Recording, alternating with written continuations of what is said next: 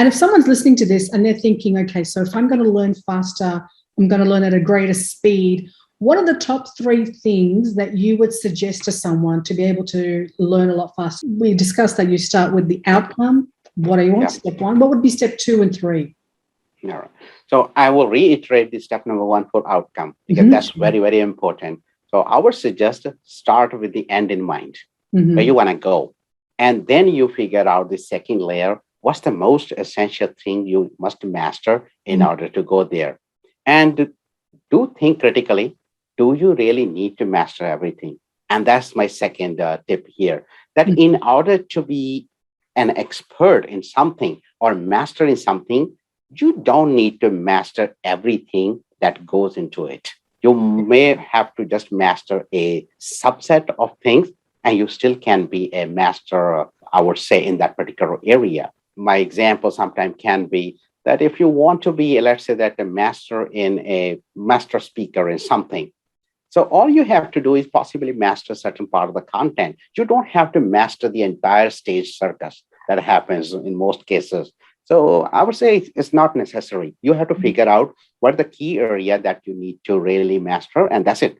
Once you define a shorter list to master and the same outcome you can get, you are there. You can learn the whole thing in a shorter time. When we say learning anything in a shorter time, we are not talking about learning more things in a shorter time, because that doesn't help. So the right approach should be, do I really need to learn more? What is my shorter list looks like, which gives me exact same outcome? So when we start looking at that one, the time automatically is going to go shorter, because now you got a slim trim list that you're going to master. So that's number 2.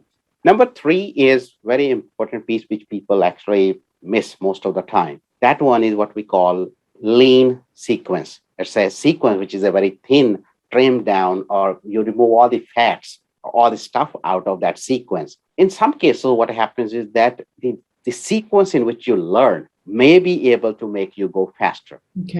I give you an example. For example, when you go to school, in the school, typically what they do is they give you a problem, which is simple in nature, and then they ask you to master it. Then they're going to give you another problem, which is a little bit more complex or difficult. Then they're going to go to the next level, give you more complex, right? Their thought process, they're going to give you simple to complex. What if I give you other way around? I give you the complex problem first. You would only need to master that complex problem. Imagine once you master that, every single simple problem is automatically taken care of. So essentially, going in that layer is not necessary. So going academic kind of sequence is not going to help. So you need to figure out what's the right sequence, because if you use the right sequence, you will be able to cut the time out from your journey. And then of that sequence, find the hardest part of that sequence and bite that bullet first. Is that right? That's also right, because psychologically, when you meet failures are going to accelerate your learning. In the beginning, you might feel, wait a second, I got stopped by the failure. I can't move forward. It may seem slow, but we're talking about the total journey. We're not talking about short-term gains. We're talking about where you're going to go at the end. So if you face more failures and overcome those failures, you're going to be able to go to your destination in a much shorter time.